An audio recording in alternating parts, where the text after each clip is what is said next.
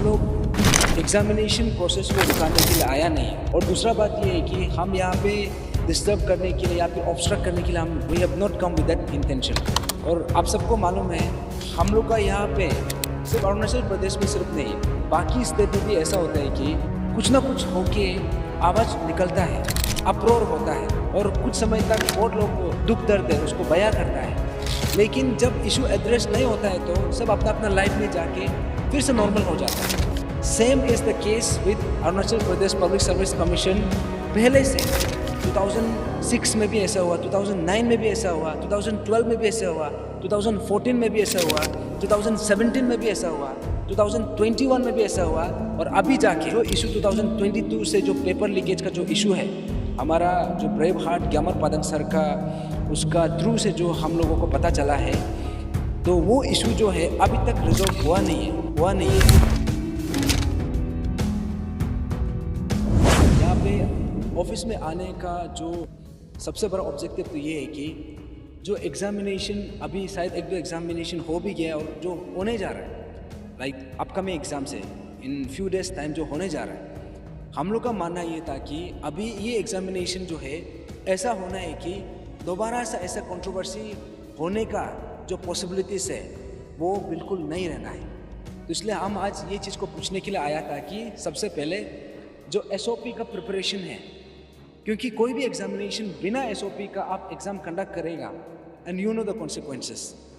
अभी कोई एक प्रॉब्लम निकलेगा, उसमें लीगल तसल होगा। जो एग्जामिनेशन 6 मंथ्स में होना चाहिए तो उसको 1 साल 2 साल कभी कभी 5 साल तक ड्रैग होता है।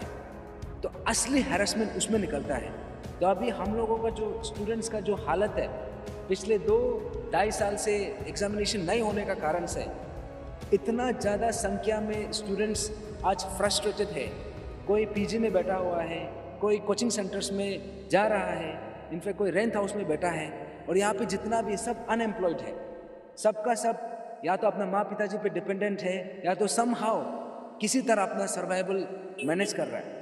तो ऐसा सिचुएशन में हम लोगों का मानना ये था कि जो इशू हम लोगों का सामने में ऐसा पब्लिक डोमेन में अनफोल्ड हुआ है, that is also an opportunity for us, ताकि दोबारा से ऐसा सिचुएशन क्रिएट ना हो। तो उसके लिए हमने बहुत ज़्यादा जो कॉम्प्रिहेंसिवली हमने मांग रखा था कि जो एसओपी है, SOP has to be strengthen. और सिर्फ एसओपी को अच्छा से बनाने से काफ़ी नहीं है, अभी एसओपी को मैंडेटरी कंप्लायंस के लिए भी हमने मांग रखा था। तो एसओपी में बहुत ज़्यादा जो सेफ गार्ड्स है जिसको हमने मांग रखा है, उसी चीज़ को आज पूछताछ करने के लिए आया था। और उसका अलावा हमने ये भी पूछने के लिए आया है कि जो लास्ट टाइम पीआरसी जो परमानेंट रेसिडेंशियल सर्टिफिकेट जो रिक्वायरमेंट है, जो प्री रिक्वेस्टेड कंडीशन है, इसको कहाँ तक ये लोग किया है उसको पूछने के लिए आया था। उसके बाद जो स्टेट बेस्ड जो सिलेबस है अभी तक, क्योंकि रिसेंटली जो मैंने देखा है कि Arunachal Pradesh public service commission का जो ऑफिशियल वेबसाइट है, अभी तक वहाँ पे जो सिलेबस है that is not been updated. तो ऐसा करके, और जो हमारा मुदंग येबिंग सिस्टर का जो केस है, हम सबको पता है इसका साथ बहुत ज़्यादा सीरियस इनजस्टिस हुआ है। लेकिन अभी हम नहीं चाहता है कि जो हमारा सिस्टर येबिंग जो चीज़ से गुजरा है, सेम चीज़ से कल को कोई पर्सन विद डिसेबिलिटी कैटेगरी से किसी को गो थ्रू नहीं करना है। तो ये सबको भी हम पूछताछ करने के लिए आया था। आज ऑलमोस्ट लाइक 3.5 आवर्स का यहाँ पे डिस्कशन हुआ था, बट सैडली हमारा चेयरमैन प्रदीप लिंगफा सर से बातचीत नहीं हो पाया, वो थोड़ा बिजी था। लेकिन हमने यहाँ का जो अदर अथॉरिटीज़ है, जैसे मेंबर्स लोग से, अंडर सेक्रेटरी से, कंट्रोलर ऑफ एग्जामिनेशन से भी बातचीत किया। तो उसमें हम लोगों ने अपना जो आशंका जताया है कि ये जो है Arunachal Pradesh public service examination का जो मैनुअल है, जो एपीपीएससी का ऑफिशियल वेबसाइट में भी है, ये जो मैनुअल जो है, दिस इज़ द एसओपी। और यही एसओपी का थ्रू से एग्जामिनेशन भी कंडक्ट होने जा रहा है। पिछले इतना साल से जो घटना जो घोटाला हुआ था, उसमें 2012 का एसओपी था, 2017 का एसओपी था, उसमें लूप होल्स होने का कारण से इतना कुछ हुआ। और जब भी कुछ भी प्रॉब्लम होता था तो यही बात बोला जाता था कि एसओपी का वायलेशन हुआ है। तो हमारा उम्मीद ये था कि ये पर्टिकुलर ड्राफ्ट में इम्प्रूवमेंट आएगा और इसमें जो ज़रूरत है, जो रिक्वायरमेंट है उसको मैंडेटरीली इसमें इनकॉर्पोरेट करेगा, क्योंकि एग्जामिनेशन एक बार शुरू हो जाने का बाद में बहुत कुछ आप हैंडल भी नहीं कर पाता है, क्योंकि grievances will come from every corner. तो इसके लिए ये चीज़ नहीं होने से, इस चीज़ को अवॉइड करने के लिए हमने बोला है कि ये जो आपने मैनुअल जो बनाया है SOP, this must be strengthen.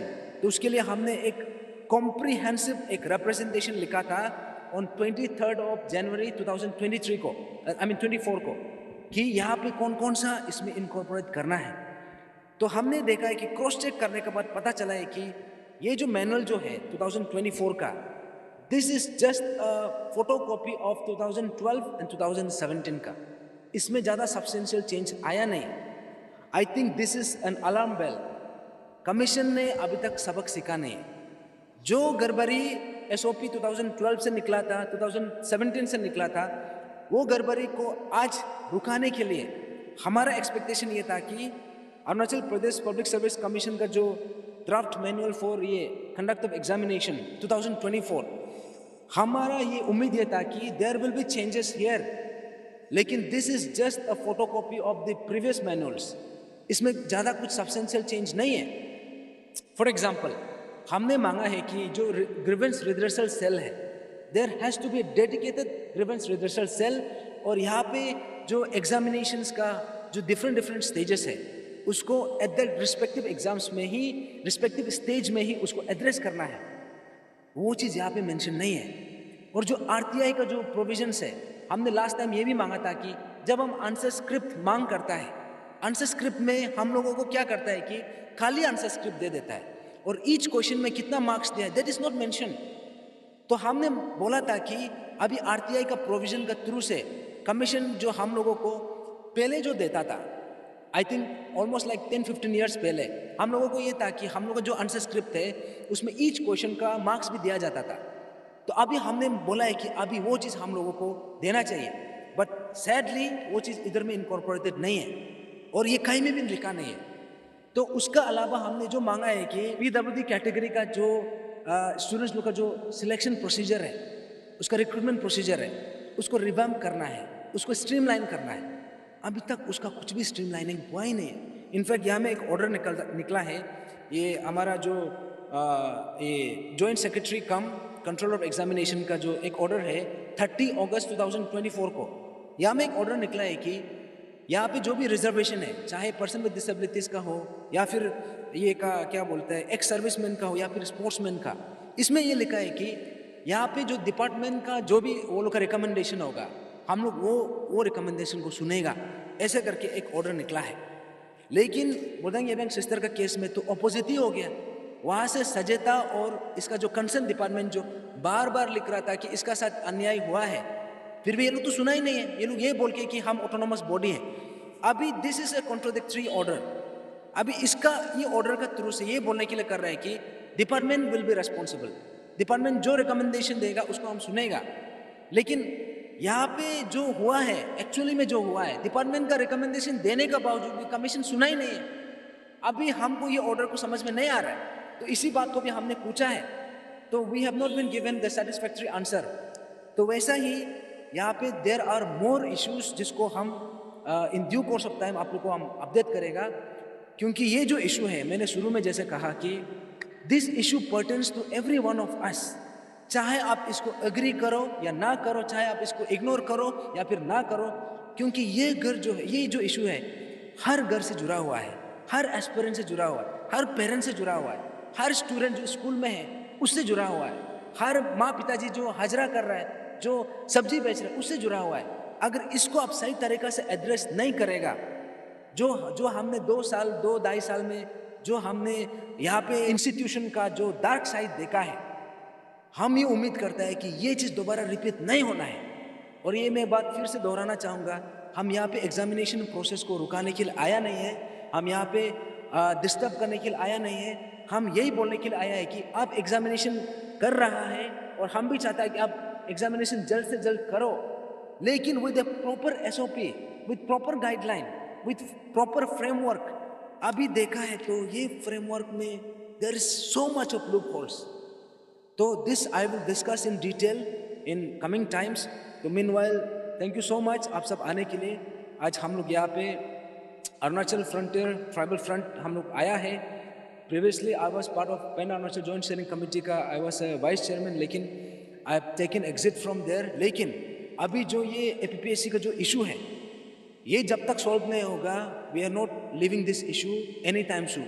और ये जो है, ये जो चेंजेस जो होना है, क्योंकि पहले हम लोगों ने बहुत कुछ मांग रखा था, अभी हमारा मांग ये है कि यहाँ पे जितना भी रिफॉर्मेटिव पार्ट्स है, अभी रिफॉर्मेटिव पार्ट में यू कैन नॉट कॉम्प्रोमाइज। अभी कमीशन ने क्लियरली नहीं बताया कि पीआरसी को मैंडेटरी कर रहा है कि नहीं कर रहा है, that has not been clearly stated.